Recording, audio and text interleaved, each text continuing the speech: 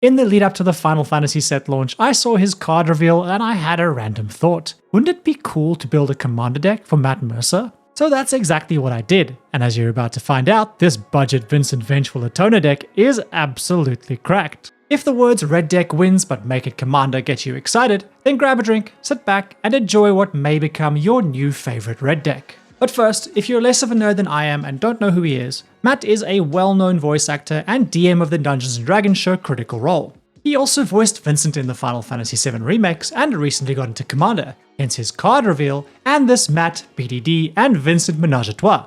I figured that given he already had a very shiny Vincent Valentine, that he would likely build that deck first, and that there was less chance he'd already have built Vincent Vengeful Atoner. And so started my quest to cook up a deck truly worthy of someone like Matt, who has given us fellow nerds so much. But not all commanders are created equal. But I didn't know if my quest was doomed before it even began.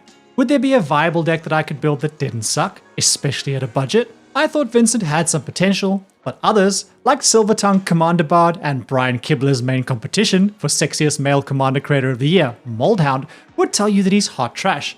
Emphasis on the word hot. Hopping onto EDHREC didn't build much confidence either, because what I found was tons of slow, prohibitively expensive equipment and damage amplification. If you've watched my deck building content, you'll know what I'm about to say, but this is a great reminder that while EDHREC is a great tool, I mostly use it at the end of a building process to make sure I haven't missed anything rather than at the start, because what I've built differs a lot from what I saw in EDHREC, and had I relied on it, I would have built a bad deck and given up.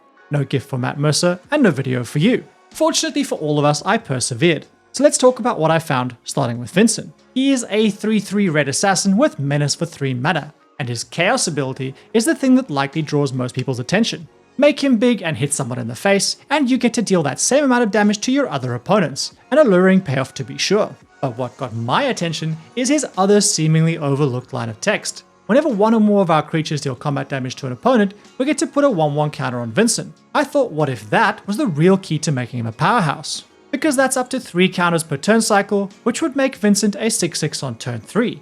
That could very quickly make him the beefiest of boys, and ready to make the biggest of booms if we play our cards right. So I decided if I was going to make Matt's Vincent deck work, it needed to be the opposite of what I saw in EDHREC. He needed to be paired with small guys, and go fast, go big, or go home. So let's take a look at the finished product that I built, and then we'll look at how it works and how to pilot it. So I'm just going to take my time to walk through this, probably a lot less scripted than I normally would, and just show you the cards. Let me know how that goes.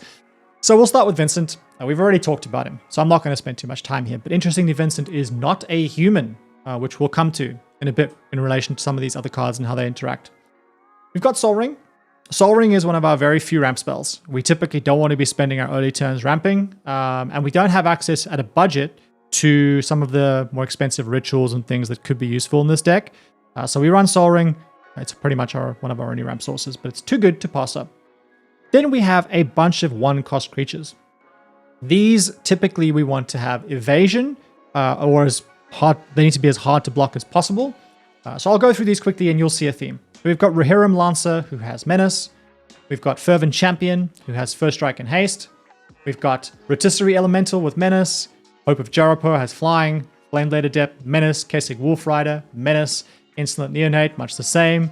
Legion Loyalist can give our commander Trample in the mid game once we have enough creatures out, and that is very important as people start getting blockers. We've got Burnout Bastronaut with Menace. Phoenix Chick, Flying. Freya Crescent, Flying. Fireshrine Keeper, Menace. Goldhound, not to be confused with Moldhound, has Menace. Blazing Rootwaller has no evasion, but we can pump him up, making him fairly hard to block. We've got Frantic Scapegoat, who has Menace, and I absolutely love this art. And we have Restless Lackey, who has First Strike. Then we come to our 2-cost creatures. Much the same here, we want creatures that are hard to block or really synergize with our deck. We've got Sardian Avenger. He becomes very hard to deal with if opponents have much in the way of mana rocks and or treasures. An absolute banger. We've got Shock Brigade, who has Menace, and he has Mobilize, so he brings a creature with him, very useful for the deck. Inti, Seneschal of the Sun, basically gives us some card filtering and card advantage with the Impulse Draw ability, but also can give our commander Trample. So she does a lot of really cool things in this deck. Big fan of this card. We've got Kari Zev, Skyship Raider. Pretty simple, she gives Menace and brings a Ragavan with her. Pretty useful. Then we've got Kedis. Now, if you know much about Kedis, you will immediately know how broken he is with Vincent. Because if we deal, say, 10 damage to an opponent, well, now we're suddenly dealing 20 damage to the table. And that's before we take into effects like doubling of power and double strike. This multiplicative effect gets pretty crazy pretty fast. We've got Irreverent Gremlin, who has Menace, and again, allows us to cycle cards, which is pretty useful. Item Shopkeep with Menace. Gal Feral Youth doesn't have evasion, but does get pretty hard to deal with and pretty hard to block and can deal some damage. We've got Smelted Charge Bug. Generous Plunderer, who is another banger in this deck. It's one of our, again, few sources of ramp and has Menace. And we've got Grenzo, who hopefully turns our small menace creatures into goad machines, making it harder to block once opponents take some early damage from our little guys. Those are our creatures. The rest of the deck is pretty much all support spells to engage with our good friend Vincent.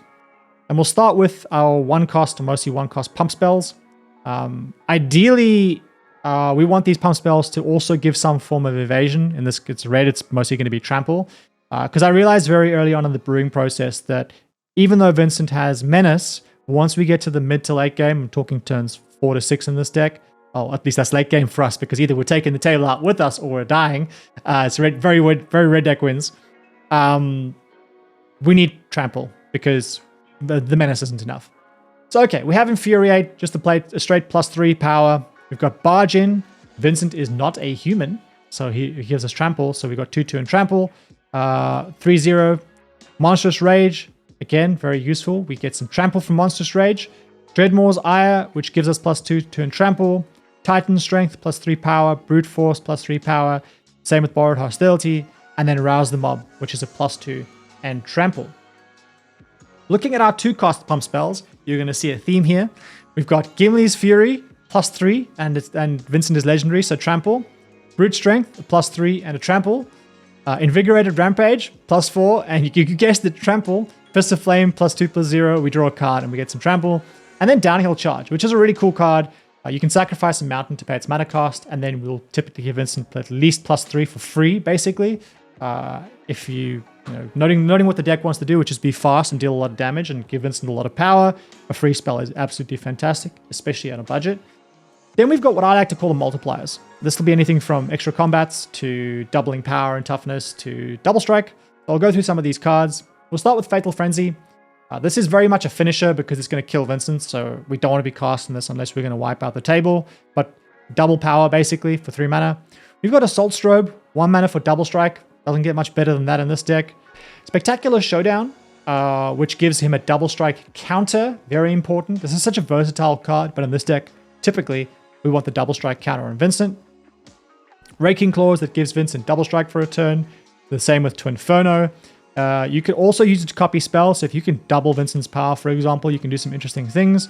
Bulk Up that doubles his power. Unleash Fury, again the same thing. We've got Critical Hit that gives double strike. We've got Teemo Battle Rage that gives double strike. And then we've got Overpowering Attack, which is an extra combat for 3 mana. Vincent is both a commander and an assassin, so that's great. We've got Grim Reaper's Sprint, which if a creature of ours dies, which is pretty common once we start getting to the mid-game, we'll chuck a creature in someone with chump block. This can give us an extra combat and a +2/+2 for Vincent for 2 mana, which is pretty busted. And then Great Train Heist that can give us an extra combat. And I think spells like Overpowering Attack and Grim Reaper's Sprint, at least for me. Assassin's Creed, I feel, and Fallout to a degree, some of these cards really fly under the radar. Maybe not for you, but for me they did. I know these are really, really cool cards in this deck, again, at a budget. Okay, and those multipliers, if you start adding them together, think of doubling power and giving double strike in the same turn, make Vincent a huge problem very quickly. Last but not least, we've got, before we get to lands, is protection spells. Now, we don't have much budget, again, don't have budget for things like Deflecting Swap, but we'll go through these and you'll see what we have. So we've got Will's Reversal, deflection spell. We've got Smoke Bomb that can give Shroud. We've got Return the Favor, which can deflect a spell. We've got Untimely Malfunction that can deflect a spell. Good old Swiftfoot Boots. We've got Tybalt's Trickery. We've got Silver Shroud Costume that can give Shroud for a turn. Again, means Vincent can't be blocked. It's pretty sick. We've got Not of This World. I play a big colorless deck, and this might be one of my favorite spells in the deck. Vincent gets to +7 pretty quickly. That's the whole point of the deck. So this is typically going to be a free protection spell. And then last but not least, similar thing, Vincent gets to 4 power pretty much the turn we play him. So it's a 1 mana deflect spell. Okay, last but not least, we have some lands. So we've got Teetering Peaks that I don't like the fact that any of these come into play tap, but it is what it is. We've got Teetering Peaks that gives Vincent +2/+0. So free +2/+0. Pretty damn good in the mid game. Amonkhet Raceway that can give haste. It's not a great card in the deck, but we get to max speed really easily. So it makes it worthwhile having this in case we want to give Vincent haste the turn he comes in. Looming Spires, it'll give him +1/+1. And Smoldering Spires that can force a creature not to block, which again for us is pretty useful, especially with Vincent's Menace. It means that even if an opponent has too many creatures, we can narrow that down and make it harder for them to block. And then a bunch of mountains, but you probably don't care too much about a bunch of mountains. The full deck list, as well as the 33 card breakdown, is linked below the like button. And if you haven't watched that video, it will significantly improve your deck building, and you'll find the link for that down there too. Speaking of the like button, I make videos like this that help you think differently about Commander. Videos that will help you build better decks, play better, and have more fun. If you want more of that, and you're one of the 80% of my regular viewers who aren't subbed yet, consider blowing up the like and subscribe buttons to tell the algorithm to deliver my next banger directly into your eyeballs. Let's take a look at how the ideal game should play out for us. In my opening hand, I ideally want 3 mana sources, at least 2 small boys, and a source of protection for Vincent. The last card can really be anything, because while our pump spells and multipliers are important, having them without our little guys isn't enough fuel to power you to a win. And don't be greedy and keep a 2-land hand, because we run little draw and ramp, and getting stuck on 2 mana will really ruin your day. This deck needs Vincent out on turn 3. In terms of our game plan, on turn 1 we want to play a land and a small boy.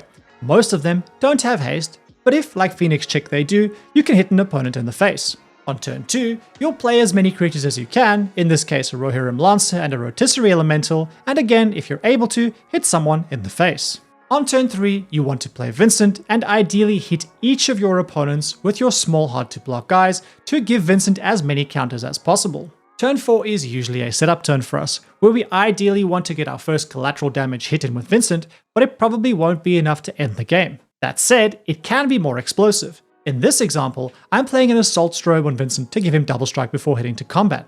I then play a Monstrous Rage, making Vincent a 9 power. I'll then play a Bulk Up to double his power. That's going to result in an 18/18 menacing double striker with Trample.